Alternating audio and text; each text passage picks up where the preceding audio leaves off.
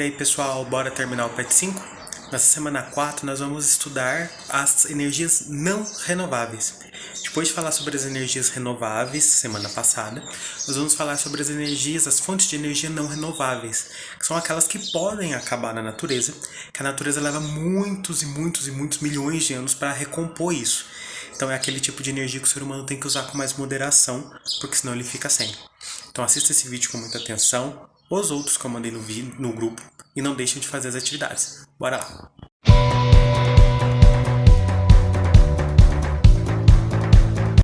Encerrar esse PET 5 e nessa semana nós vamos falar sobre as fontes de energia não renováveis.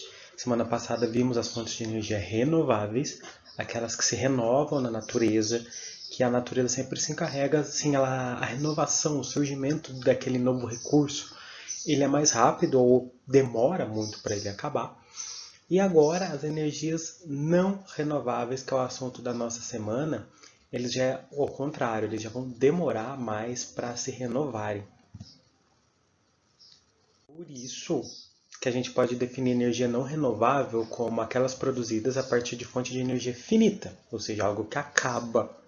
Né? Não é como a luz do sol, que para ele acabar leva bilhões de anos. Para o vento acabar, o clima da Terra tem que estar completamente desregulado. A fonte de energia não renovável é finita, sabe que vai acabar. E para a natureza produzir novamente eles demora muito tempo. Muito mais tempo do que talvez a existência humana aqui no planeta. Por isso ela não é renovável. É um tipo de energia que tem que ser usada com cuidado, com moderação, para não acabar de uma vez. Por isso hoje se fala tanto das energias renováveis, que conseguem o mesmo resultado, né, de produção, de eficiência, em muitos casos, mas que para não conseguem substituir as não renováveis, principalmente as derivadas do petróleo, que vão ser a maior parte. E esses tipos de energia também, a produção e o uso pode causar impactos ambientais, seja na extração, tirar lá da terra, ou durante o uso vai poluir, vai contaminar de alguma forma, como a gente vai ver durante esse vídeo.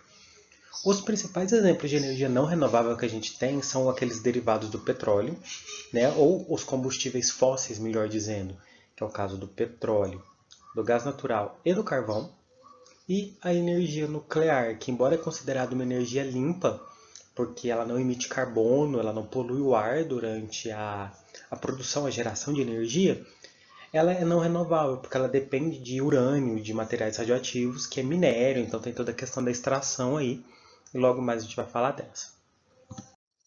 Começamos a falar então dos combustíveis fósseis. O combustível fóssil recebe esse nome porque eles são formados a partir de fósseis, aquele resto de seres vivos. Por isso aqui deu o exemplo marítimo, né, dos oceanos, porque há grandes fontes de petróleo estão debaixo dos oceanos hoje, mas não quer dizer que antes não.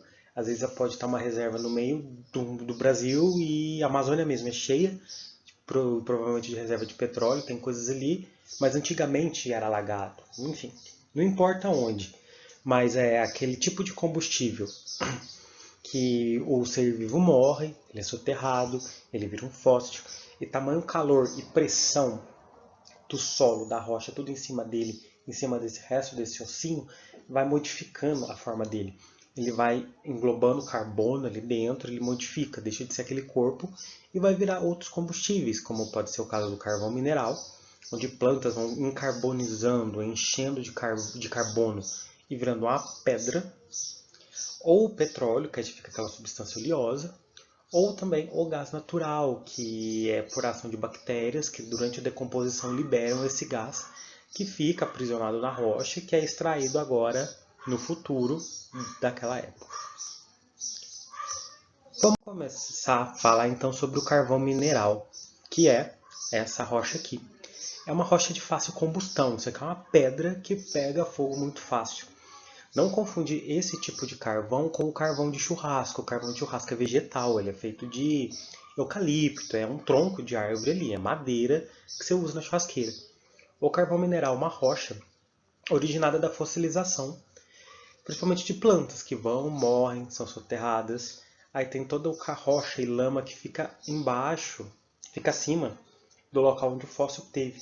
Então aquilo vai soterrando e carbono vai entrando nesse fóssil. E essa entrada de carbono por milhões e milhões e milhões e milhões de anos vai transformar, por exemplo, um resto de um bicho ou um resto de uma planta nessa rocha aqui, que é o carvão mineral. Esse processo que fala da formação, do entrar o carbono dentro do fóssil, é o que a gente chama de encarbonização, ou seja, o colocar carbono ali dentro. O carbono ele vai entrando, porque carbono, o planeta é formado de carbono, os seres vivos, então ele vai entrando ali e vai trocando de lugar, às vezes substituindo materiais do fóssil. E com isso ele vai virando essa rocha. Ele é usado na indústria, principalmente siderúrgica, para fazer aço, produtos feitos de aço, para aquecer aqueles fornos, para derreter o ferro e poder moldar e fazer o que faz lá. E em termoelétricas, que são usinas que usam o calor para ferver a água que gira e o vapor vai girar uma turbina. Essa termoelétrica ela é altamente poluente por conta da fumaça que sai justamente do carvão mineral. O carvão mineral ele é altamente poluente, ele libera muito carbono para a atmosfera. Por isso ele contribui demais com o aquecimento global. Por causa disso, é um dos combustíveis fósseis que tentam-se substituir com uma outra fonte de energia mais limpa, dada que ele prejudica demais a atmosfera. Sem falar da extração dele. Cavar, fazer minas de carvão mineral, que você tem que extrair solo, cavar aquele buracão para achar isso aqui, estraga a paisagem, você tem que desmatar, aí plantas morrem, animais perdem a casa, às vezes polui rio, estraga o solo. Então a extração de carvão mineral também é altamente impactante.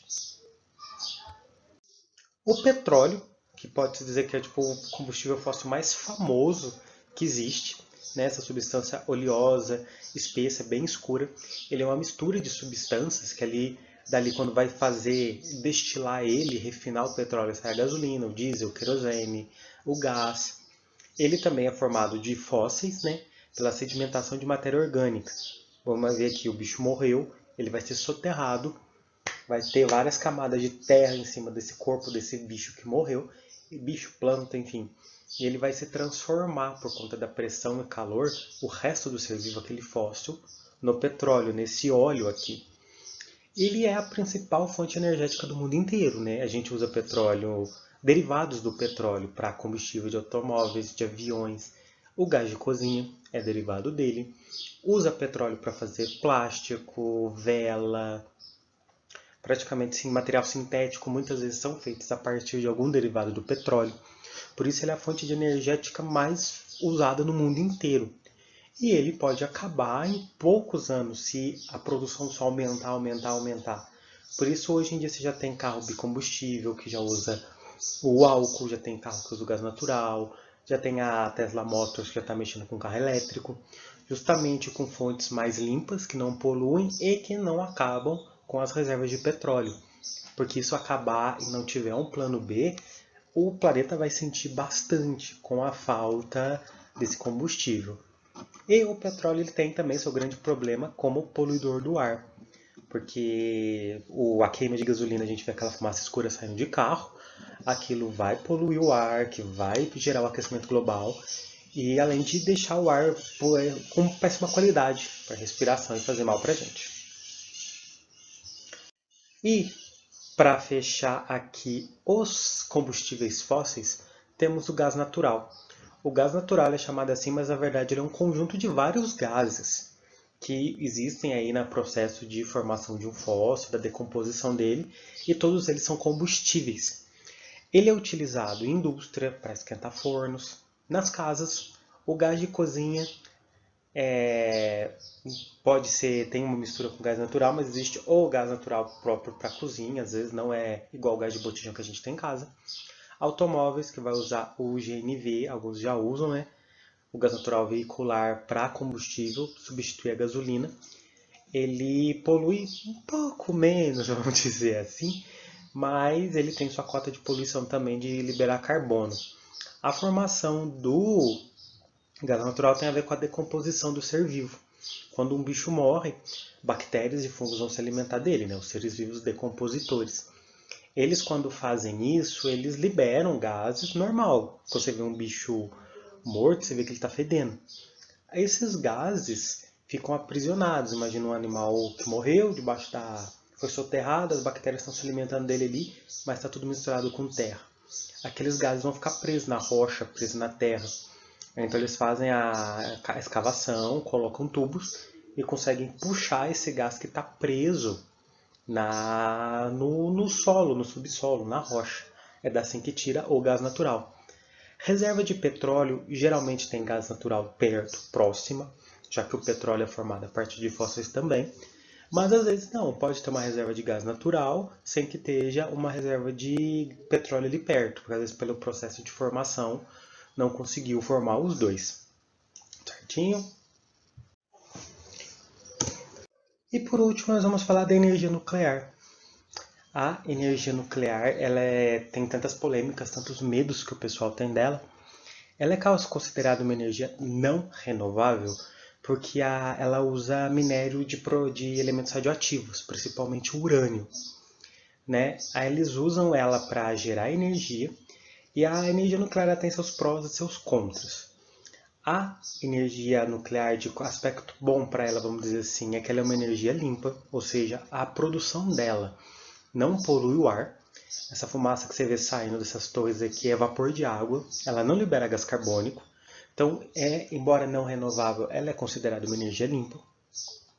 Tem uma alta produtividade, porque com poucas pastilhinhas, uma pouca quantidade de combustível radioativo, de urânio, ela produz muita energia. Então ela tem uma produtividade muito grande. Mas, por outro lado, ela tem seus contras, que são muito graves. O lixo atômico, que eles guardam nesses latões amarelos, né? Tem que ter esse símbolo aqui, que é o símbolo da radioatividade, que eles não sabem o que fazer com esse lixo atômico. Ele é altamente radioativo, contamina, prejudica os seres vivos, causa mutações, causa câncer, e não sabe o que fazer com ele, não sabe um jeito de reciclar esse lixo, não dá para aproveitar para nada. Eles pegam esses latões, enterram com concreta os latões, tipo um caixãozão de concreto, coloca ali dentro e deixa. E pode gerar contaminação na área. Então, uma coisa que não sabe o que fazer. Sem falar sobre o risco de acidentes, tipo Chernobyl, que é o mais famoso, Fukushima no Japão há pouco tempo atrás, que causam um estrago gigantesco, a gente vai falar daqui a pouquinho. Mas como que funciona a energia nuclear? Vamos entender primeiro isso aí. Ela produz a energia dela a partir de um processo que a gente chama de fissão nuclear. O que é essa fissão nuclear? Dentro do reator nuclear, a gente vai ver no outro desenho ali onde ele fica, eles colocam átomos, né, as partículas que formam tudo no universo, de substância radioativa. Vamos pegar o exemplo aqui, o urânio. Eles pegam ele e começam a bombardear, jogar partículas para bater nele, para partir ele no meio, esfarelar esse átomo. Como você vê aqui, ó, tá vendo esse amarelinho? Bateu em cheio nele, você vê que ele divide e se repartiu em dois. Essa que é a fissão nuclear. Você pega um átomo e parte ele no meio, você fissiona, você divide ele. Quando um átomo ele parte no meio, ele se divide, ele libera uma quantidade de energia muito grande. É esse princípio aí que foi usado nas bombas atômicas. E olha o estrago que fez ali uma bombinha, que ela não era tão gigantesca, e acabou com 2 cidades do Japão.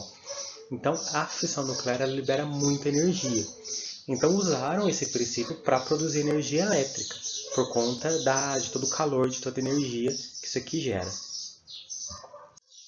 E como que vai funcionar? Aqui a gente tem um esquema de uma usina nuclear. Ela vai ter várias estruturas ali. Primeiro dentro do reator, que não está naquela torre que a gente vê, tipo lá da torre da usina do Sr. Burns nos Simpsons. Ali é torre de resfriamento. O reator está em outro lugar. A gente tem a área do reator, a área da usina para valer, onde tem 2 partes ali. O reator em si, que aqui está em vermelho, e uma área que passa água. No reator você vai ter as barras de combustível com urânio, ele vai sofrer a fissão nuclear, ele vai liberar a energia, e todos os sistemas de segurança para não deixar ele gerar energia demais e poder explodir. Começa a funcionar a usina. Então o que acontece? Aqui dentro então começa a fissão nuclear, vai produzindo energia. Essa energia libera calor. Ela é a principal, como que eu digo? A principal função da fissão ali é gerar calor.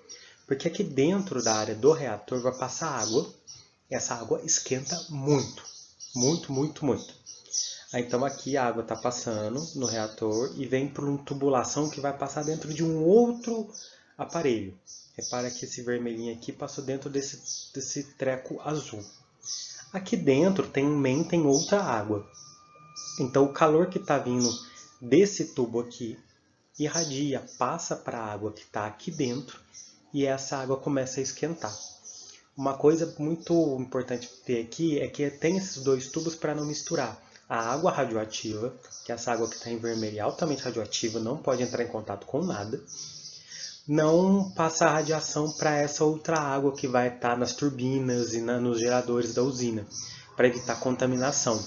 Hoje em dia, a usina nuclear elas têm todo um sistema de segurança para a radiação não vazar quase nada, só se tiver algum risco de acidente. Então o calor que está vindo aqui aquece essa água que está nesse tubo de azul. Aqui a água vai evaporar, o vapor vai passar por tubulação até chegar numa turbina, gira a turbina. Esse movimento da turbina vai estimular o gerador então produz eletricidade que é distribuída até a cidade. Mais ou menos o que a gente viu na semana passada com todos aqueles outros modos de produção de energia, né? Você tem a turbina, o vapor que gira a turbina, que gira o gerador, que vai gerar energia. Basicamente é isso. Aí a fonte de energia para fazer o movimento da turbina, na usina nuclear, então, é essa questão aqui, da energia nuclear, da fissão nuclear, que esquenta a água. Pequena quantidade de combustível esquenta muito, por isso que ela é eficiente. A água aqui, depois que girar a turbina, ela passa por um condensador, aqui vai passar água gelada, que vai esfriar essa água aqui, que retorna para aquela tubulação e ela fica girando aqui, sem parar, sempre girando a turbina. Essa do reator sempre girando aqui, sem sair daqui. E a água fria ela passa naquela torre de resfriamento, né, quando ela esquenta, você vê aquela fumacinha branca, é vapor de água. E essas usinas sempre vão pegar a água de algum rio, então elas sempre vão estar perto. Tipo aqui no Brasil, as usinas nucleares daqui estão em Angra dos Reis, né? Elas estão bem na beira da praia. E para terminar esse assunto, pessoal, eu trouxe aqui fotos de Chernobyl, né? Porque acaba que quando sempre se fala de energia nuclear, se lembra do acidente em Chernobyl, lá na Ucrânia, essa usina ficava na Ucrânia. E em 1986 ele explodiu por erro. O reator de Chernobyl ele tinha uma falha de segurança, que durante os testes que os caras lá estavam fazendo no dia, ele não conseguiu suportar o calor e explodiu. Arrebentou todo o prédio do reator 4, se não me engano. Existiam vários outros reatores, a usina é muito grande. Que você vê o quanto de destruição e material radioativo que voou para tudo quanto é lado, para a atmosfera. A nuvem radioativa pegou o Japão, a Europa inteira, contaminou muita coisa. E sem falar das mortes de pessoas que morreram logo em seguida, dos bombeiros que vieram socorrer, que ficaram contaminados, e das pessoas que com o tempo que até hoje sofrem com os efeitos da radiação. A cidade vizinha de Chernobyl, Pripyat, essa aqui ela teve que ser evacuada. Né? Você tem essas imagens clássicas, esse parquinho, a cidade vazia, você vê que a natureza está voltando a tomar conta dali. Mas a cidade está ali deserta, por séculos e séculos e séculos, não é liberado para ninguém morar ali. Embora tenha muitas pessoas, pessoal mais de idade, não quis mudar ou foi voltando porque não se adaptou. Mas corre o risco de se contaminar com radiação, porque toda a região aqui está contaminada com alto índice de radiação. Porque a radiação, pessoal, ela demora para se desfazer na natureza. O poder energético dela é tão grande que ela fica ativa ali em tudo, aí com o tempo ela vai decaindo. E aqui é uma foto atual lá do reator que explodiu, eles fizeram esse sarcófago que inauguraram ele, acho que ano passado, ano retrasado, substituindo um outro para tampar o reator, porque aqui a radiação está gigantesca e não tem como acabar. É só o tempo vai fazer ela acabar. Então esse sarcófago segura o reator, a radiação, para não deixar espalhar, né? Porque se deixar aberto que nem está aqui vai fazer um estrago para o mundo inteiro. E acredita-se que isso aqui vai durar mais de 100 anos, segurando a radiação ali, e no futuro vão ter que fazer outro para sempre seguir contendo, para até acabar a radiação aqui, que vai levar muito tempo. Então agora vamos ver as atividades dessa semana. O assunto dessa semana foi curtinho, né? Vimos os combustíveis fósseis, os derivados do petróleo, o carvão mineral, o gás natural e a questão da energia nuclear, como ela funciona, os riscos e o que ela tem de bom por ser limpa e por ter alta produtividade. Então, número 1. Explique com suas palavras o processo de encarbonização. Falamos dele quando estava falando sobre o carvão mineral. É o processo que vai produzir o carvão mineral. Só explicar como é que ele funciona, como que a alteração no fóssil, por esse processo, como que é a ponto de um fóssil virar uma rocha energética, que é o carvão mineral. Número 2. A economia de um país como o Brasil é muito favorecida pelas riquezas do subsolo. Calcário, ouro, estanho, ferro, petróleo, carvão e gás natural são alguns dos compostos extraídos da terra e muito valorizados por suas aplicações industriais. Letra A. Por que o petróleo e o carvão mineral são denominados combustíveis fósseis? Tem a ver com a origem deles que a gente falou aqui. O que tem a ver esse nome combustível fóssil para o petróleo e para o carvão mineral? E na letra B falar como que o petróleo é formado. Tinha até um desenho alguns slides atrás aí. Volta para entender como é que é feito. A número 3, você tem a letra desse poema, A Rosa de Hiroshima, feita em referência à bomba atômica que caiu lá em Hiroshima, né? Ela fala de todas as mudanças, a destruição, as consequências da explosão da bomba ali em Hiroshima, no Japão. E as perguntas. Letra A. A energia nuclear pode ser considerada uma fonte de energia limpa. Esse termo fonte de energia limpa quer dizer que não libera carbono, que não polui o ar. E sim, não, e justificar a sua resposta. Letra B. Cite duas vantagens e duas desvantagens da energia nuclear. A gente falou agorinha mesmo disso. Duas coisas boas que ela faz e duas coisas ruins. E a letra C, a última. Elabore um texto em seu caderno argumentando a seguinte questão. A energia nuclear é uma fonte de energia que deve ser investida pelo governo brasileiro? Então, é uma resposta pessoal, quero que vocês escrevam aí o que vocês acham. O governo devia investir em energia nuclear, ela é 100% boa, ou tem algo a mais diferente que pode ser feito por causa dos riscos? O que vocês acham aí do uso de energia nuclear aqui no nosso país? Então era isso, pessoal. Espero que tenham entendido. Se ainda tem dúvidas, voltem nesse vídeo, voltem nos outros, me chamem, mas não deixem de fazer. Até mais!